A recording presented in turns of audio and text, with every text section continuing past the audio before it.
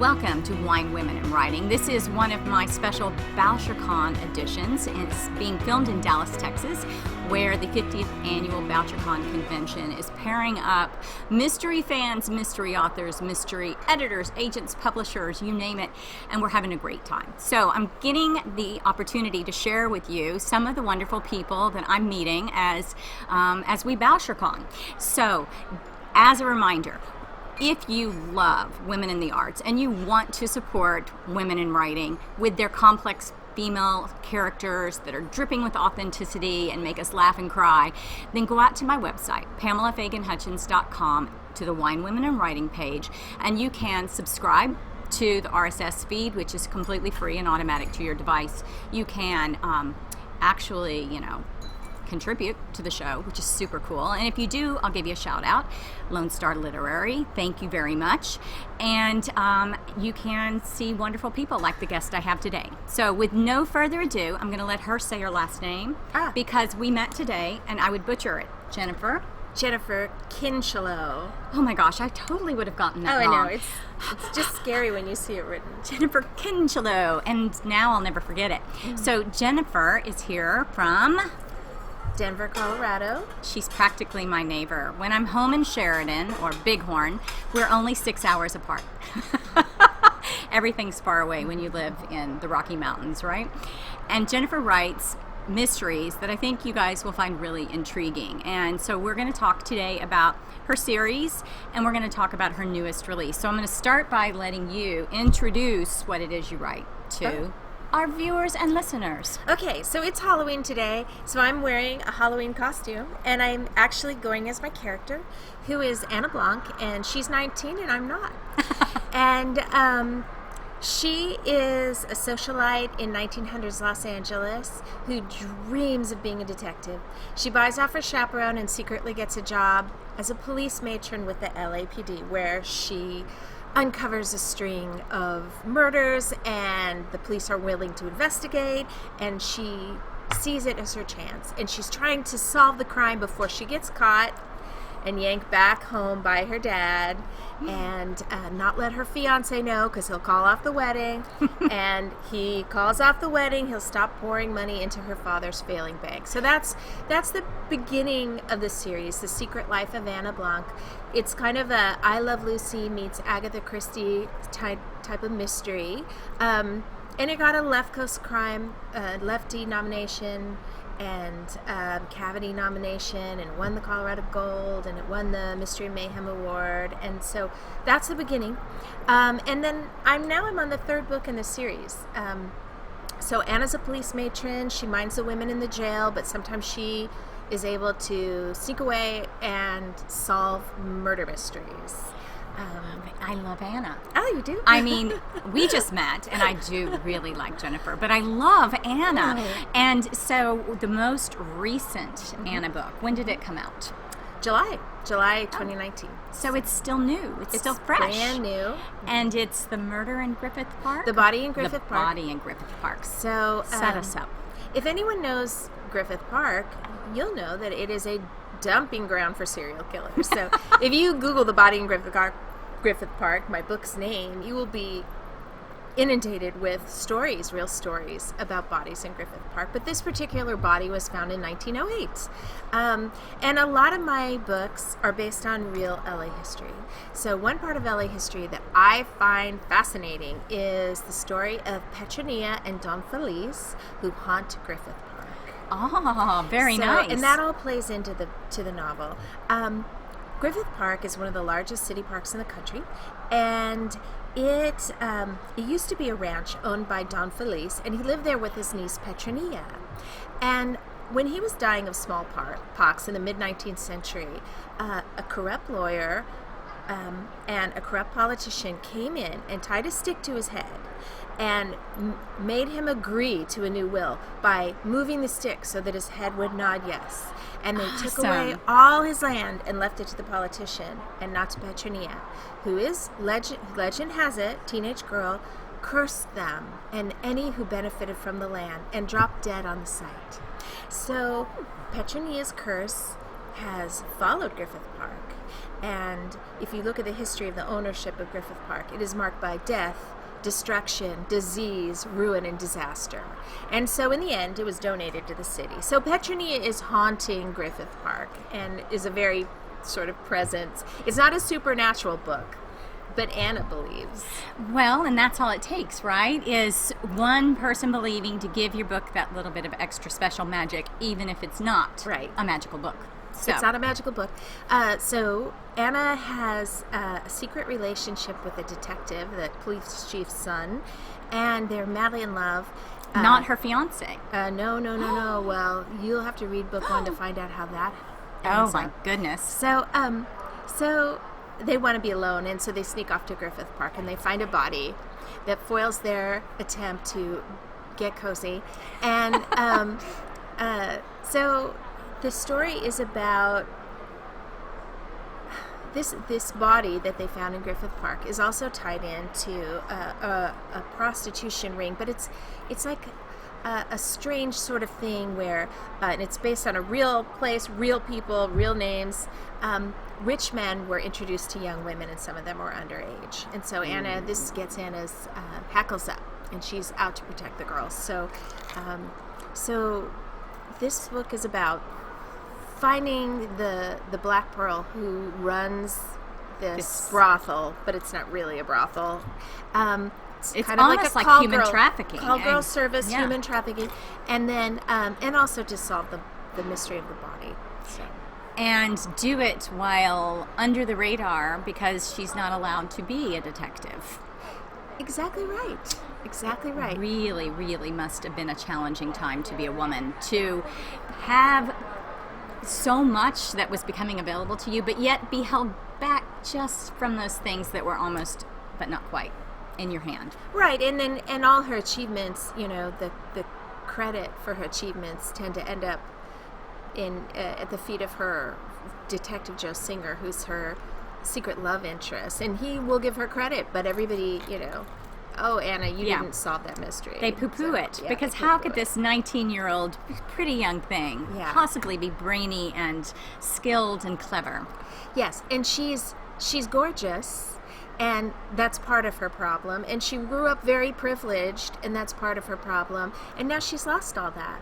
So she's the daughter of one of the richest men in California, and sort of modeled after Fanny Bixby, whose her personality was different, but she was the daughter of one of the richest men in California who became a special constable in 1908, and carried a gun and handcuffs and went out and patrolled the pike. So which comes first for you? The research or the writing? Do you get an idea and then look for research to support it? Or are you a researcher who goes out and searches for the ideas, or a little of both? So I stumbled across an very short article about the first woman cop in Los Angeles, and her name was Alice Stebbins Wells. She became a cop in 1910 and was given full police powers. And I thought to myself, so I work for the Denver Sheriff Department.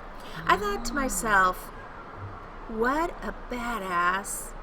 She took on this role at a time when women were, there was open hostility towards women. Yeah, they're stealing the jobs from the men. Absolutely. And, go back into the kitchen, take your shoes off, and get pregnant. Absolutely. And she was amazing. So I read that and I said, I have to write something in honor of this woman.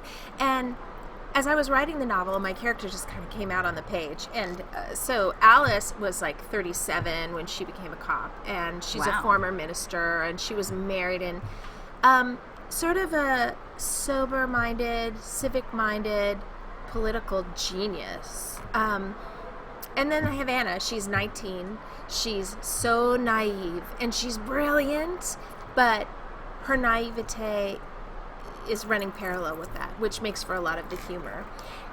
Nothing like Alice. Nothing like Alice. Alice would roll in her grave. But and Anna's self-absorbed because she's so beautiful and she's so rich and she's used to getting her way, and she loses everything. And now she's out trying to survive on a small salary. in this hostile environment just to do what she loves. And I don't know about you. I have 5 kids, and Wow. yeah, it's a lot of kids. Hi, guys. And and I find, God bless them, that the age of say 12 to 20 is a self-absorbed time anyway. Yeah. That even the best of them have an inward focus instead of an outward focus. Right. So it's a challenging time. Yeah. You're maturing. Yeah. You're learning about the world outside yourself. It's forcing you to. So it's an interesting age. Yeah, and I think, back then, especially girls in wealthier families were so sheltered, and they didn't have a lot of responsibility at all. Mm-hmm. They didn't even do their own hair.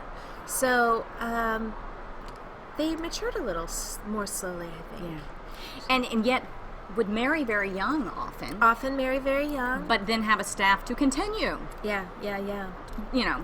And it kind of makes the travesty of young marriages even worse.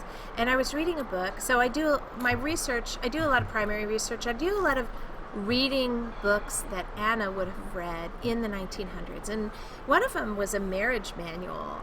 And one of the things it said, and it never talks about sex explicitly, so I could never ever find a book that actually would explain what sex was. I could not find that anywhere.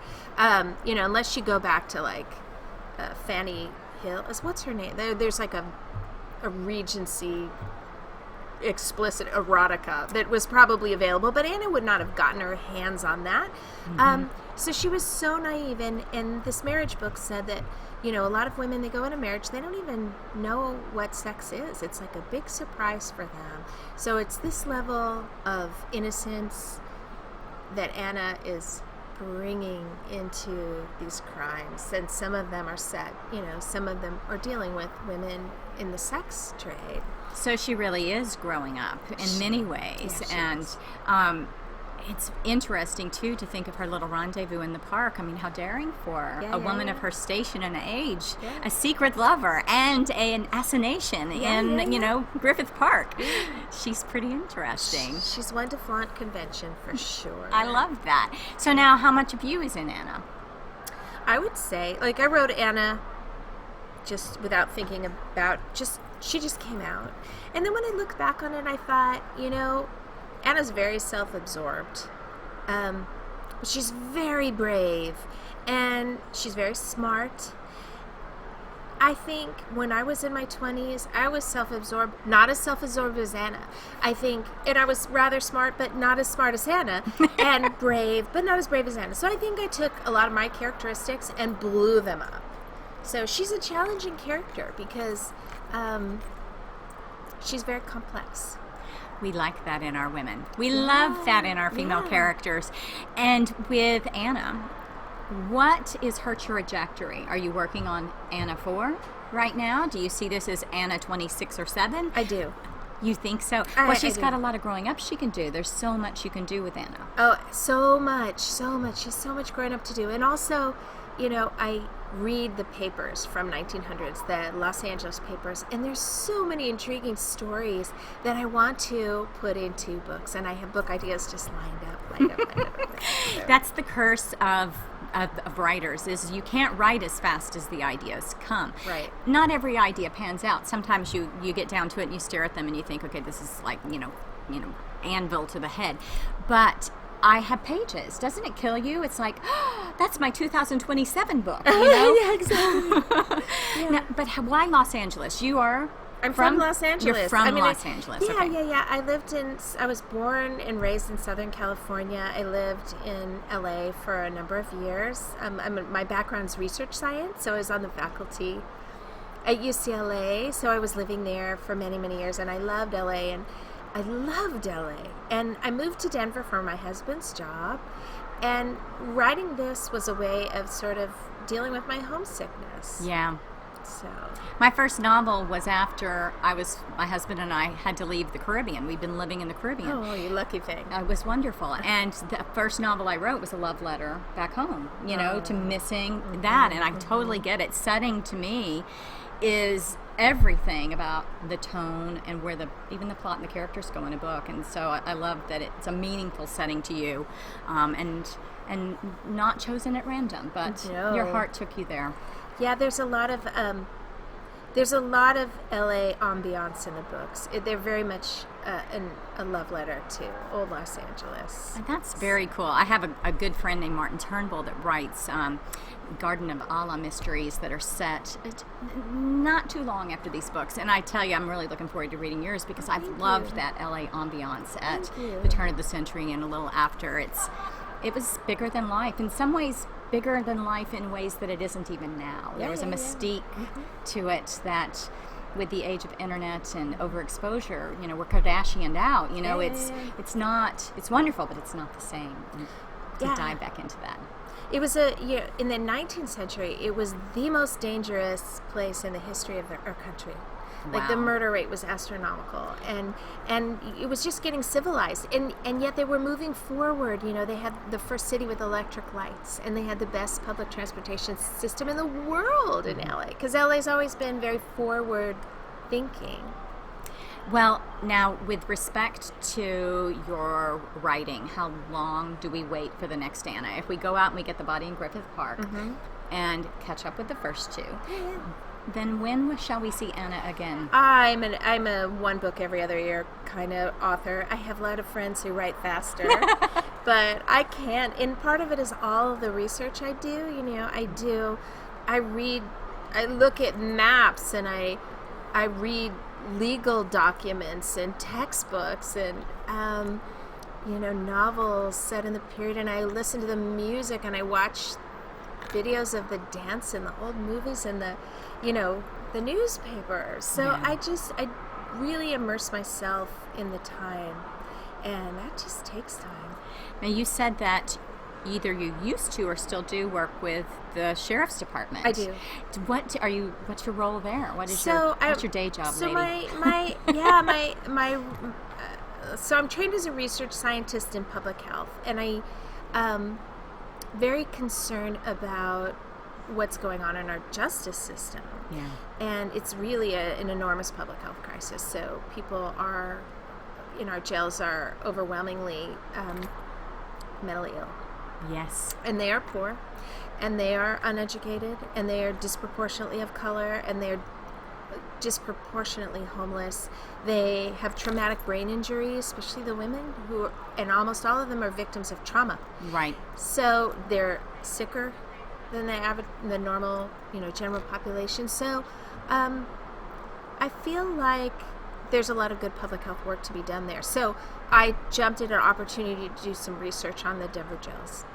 I think that sounds like super important work, and it's interesting because it's almost like the jails have become the alternative to caring for the mentally ill. Right. Let's wait till there's a problem, and then, now we don't have to look at the problem anymore. We put it in a prison. Exactly.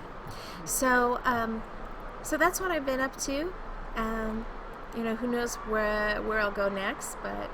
Sounds like good research for some future series as well, if not just backdrop for the one you're working on as well. It is. I've learned a lot about jails, and since Anna is a matron who minds lady jailbirds, as she would say, I have put a lot of my experience into those descriptions. So.